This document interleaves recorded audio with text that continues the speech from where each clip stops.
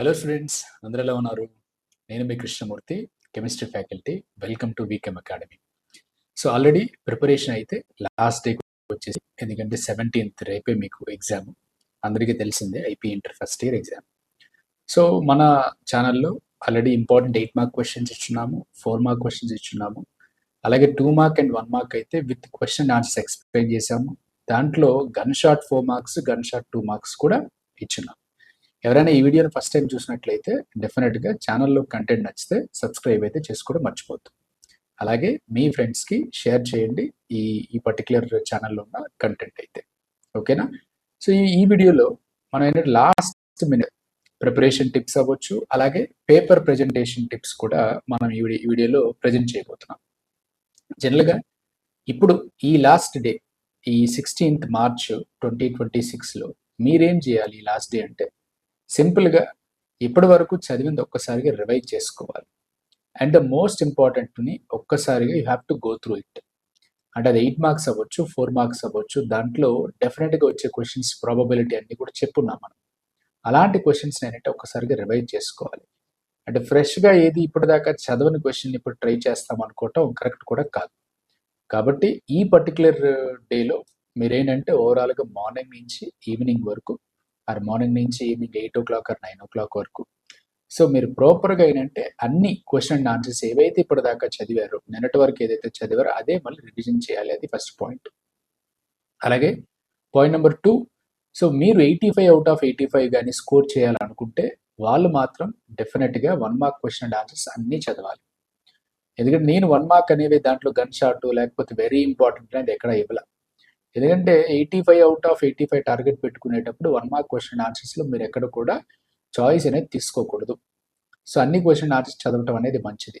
ఎందుకంటే ఎక్కడైనా ఓవరాల్గా స్క్రూ చేయాలి, పేపర్ అనేది స్టూడెంట్ని ఇబ్బంది పెట్టాలనుకుంటే అది ఒకే ఒక సెక్షన్, 1 మార్క్ సెక్షన్. సో ఆ 1 మార్క్ సెక్షన్లో ఇబ్బంది పెట్టాలనుకుంటారు కాబట్టి మీరు అక్కడెక్కడ కూడా కాంప్రమైజ్ అవ్వద్దు. 85 out of 85 ఎవరైతే టార్గెట్ పెడదాం అనుకుంటున్నారో వాళ్ళ వరకు.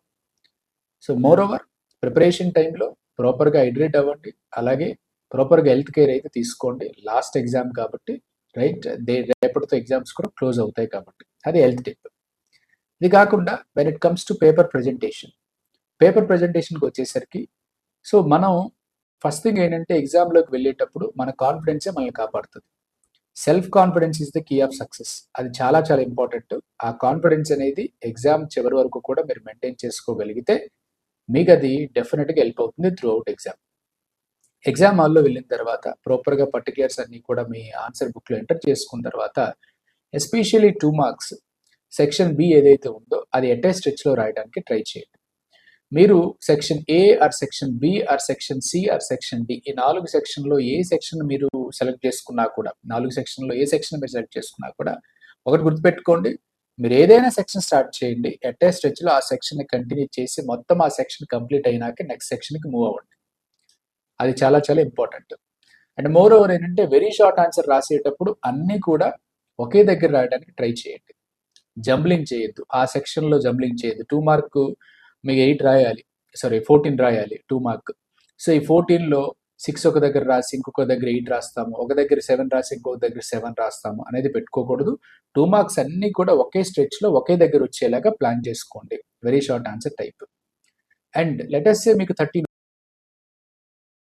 వచ్చేసి మీకు అంటే అనేది స్టాబుల్, ఎంత చదివిన వాళ్ళు అది ఏ చాప్టర్ తెలుస్తుంది, ఆ చాప్టర్లో ఏదో కంటెంట్ అనేది రాయండి, బ్లాంక్ అనేది విడిచిపెట్టొద్దు. ఎందుకంటే something is better than nothing. So లెటర్సే అంటే అట్లీస్ట్ మీరు రాసిన కంటెంట్ ఆ క్వశ్చన్కి, ఎందుకంటే ఆ చాప్టర్కి రిలేటెడ్ కొంత ఉంటుంది కాబట్టి, సో దాంట్లో మీకు అట్లీస్ట్ ఏంటంటే అవుట్ ఆఫ్ 2 మార్క్స్లో 1 మార్క్ వేసినా కూడా దట్ ఈస్ సమ్హౌ మీరు ఏంటంటే కొంత సేవ్ అయినట్టే. అందుకనే బ్లాంక్ అనే కాన్సెప్ట్ అనేది విడిచిపెట్టద్దు. ఆ చాప్టర్కి సంబంధించి ఆ క్వశ్చన్కి సంబంధించి ఏ చాప్టర్ అయిందో ఆ చాప్టర్లో ఏదో ఒక డేటా అక్కడైతే ఇన్పుట్ అనేది ఇవ్వండి. అది మీకు కొంత హెల్ప్ అవుతుంది, రైట్? సో అది నేనేంటంటే జస్ట్ ఆల్టర్నేటివ్ సొల్యూషన్ మాత్రమే చెప్తున్నాను. 2 మార్క్ క్వశ్చన్స్ అన్ని ప్రాపర్గా ఒకే వేలో అన్ని ఒకే దగ్గర రాసుకోండి. అలాగే 1 మార్క్ క్వశ్చన్స్ కూడా అన్ని ఒకే దగ్గర రాసుకోండి. 4 మార్క్ కూడా అన్ని ఒకే దగ్గర రాసుకోండి. 8 మార్క్ అన్ని కూడా ఒకే దగ్గర రాసుకోండి. సెక్షన్ జంబ్లింగ్ చేయొద్దు. సెక్షన్ జంబ్లింగ్ చేయటం వల్ల ఎగ్జామినర్కి ఏమవుతుందంటే కరెక్ట్ చేసేటప్పుడు అది కొంచెం డిఫికల్ట్గా ఫీల్ అవుతారు. ర్యాండమ్గా ప్రతిసారి వెతుక్కోవాల్సిన పరిస్థితి వచ్చినప్పుడు మీ పేపర్ కరెక్ట్ చేయాలనే ఇంట్రెస్ట్ అనేది తగ్గిపోతుంది. అలాంటప్పుడు ఏంటంటే కొంచెం ఆ ఫ్రస్ట్రేషన్లో కరెక్ట్ చేసేటప్పుడు మీకు మార్క్స్ తగ్గే అవకాశం ఉంటుంది. సో ఆ ఇంపాక్ట్ అనేది కరెక్షన్ మీద పడుతుంది. కాబట్టి జంబ్లింగ్ చేసే ఆన్సర్స్ ఎక్కడ కూడా రాయొద్దు. సెక్షన్ వైజ్గా మొత్తం సెక్షన్ అంతా కంప్లీట్ చేసుకున్నాక రాసుకోండి. అండ్ మీకు ఆన్సర్ బుక్లెట్ అనేది లిమిటెడ్ కాబట్టి మీరు latest 8 questions of 4 marks enter చేసిన తర్వాత 8 క్వశ్చన్స్ రాసేసిన తర్వాత మొత్తం పేపర్ అంతా అయిపోయిన తర్వాత లాస్ట్లో మీరు ఏంటంటే చాయిస్ రాయడానికి ట్రై చేయండి. 4 మార్క్స్ మనకేంటంటే ఈ 4 మార్క్స్లో ఏదైతే ఉందో ఆ 4 మార్క్స్ అనేవి చాయిస్ రాయడానికి ట్రై చేయండి అందరు కూడా. మనం చాలా వరకు కాన్ఫిడెంట్గా ఉంటాం, మన ప్రిపరేషన్ కాన్ఫిడెంట్గా ఉంటుంది, మనం రాసేటప్పుడు కాన్ఫిడెంట్గా ఉంటాం, తెలియకుండానే ఓవర్లుక్లో అప్పుడప్పుడు కొన్ని మిస్టేక్స్ అనేవి జరుగుతాయి. సో ఓవర్లుక్లో కొన్ని మిస్టేక్స్ జరుగుతాయి కాబట్టి ఈ పర్టికులర్ ఓవర్లుక్లో ఉండే మిస్టేక్స్ ఆ టైంకి మనకు కనిపించవు.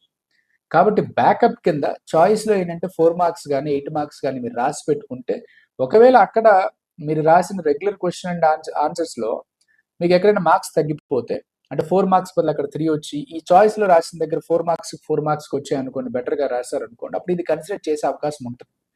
కాబట్టి అది 4 మార్క్స్కి 8 మార్క్స్కి ఆ ఆపర్చునిటీ ఉంది కాబట్టి అది డెఫినెట్గా అందరూ యూజ్ చేసుకోవాలి, రైట్? ఎందుకంటే టైంని మేనేజ్ చేసుకుంటే, టైంని కానీ మీరు ప్రాపర్గా మేనేజ్ చేసుకోగలిగితే 3 అవర్స్లో విత్ చాయిస్ కూడా రాసే పాసిబిలిటీ చాలా ఎక్కువ ఉంది.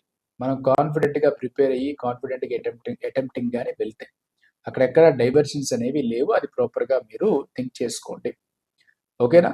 సో చాలా చాలా ఇంపార్టెంట్ పాయింట్ అది. సో దాని గురించి అయితే పర్ఫెక్ట్గా ఆలోచించండి, చాయిస్ అయితే అటెంప్ట్ అనేది చేయండి, okay? So moreover better to avoid strikings అనేవి అవాయిడ్ చేయండి. స్ట్రైకింగ్స్ అవాయిడ్ చేయడానికి ఫస్ట్ క్వశ్చన్ పేపర్ని ఒక 2 to 3 minutes చూసినాక మొత్తం క్వశ్చన్ పేపర్ అంతా చూసుకున్నారు. క్వశ్చన్ పేపర్ చూసుకున్న తర్వాత ఫస్ట్ ఏ సెక్షన్ అటెంప్ట్ చేయాలనేది టిక్ చేసుకోండి. ఆ సెక్షన్లో క్వశ్చన్ ఆర్డర్ అంతా కూడా ఒక్కొక్కటి టిక్ చేసుకుంటూ వెళ్తున్నారు. సో ఆ క్వశ్చన్ ఆర్డర్ అంతా పెట్టుకుని టిక్ చేసుకుంటూ వెళ్తున్నారు. ఎందుకంటే సెక్షన్ అంతా ఒకే దగ్గర రాస్తున్నారు. మీరు ఆర్డర్ టిక్ చేసుకుంటూ వెళ్ళేటప్పుడు ఏంటంటే మీకు ప్రాపర్ వే అనేది ఫామ్ అవుతుంది.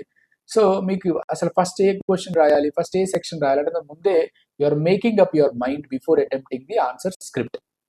సో కాబట్టి మీరు దాన్ని ప్రాపర్గా టిక్ చేసుకుంటా ఏ సెక్షన్ రాయాలి, ఏ క్వశ్చన్స్ రాయాలని టిక్ చేసుకుని తర్వాత అటెంప్టింగ్కి వెళ్తారు, రైట్? దానివల్ల కొంత స్ట్రైకింగ్స్ అనేవి అవాయిడ్ అవుతాయి. మన మైండ్ని మనం ముందే ట్యూన్ చేసుకుంటున్నాం.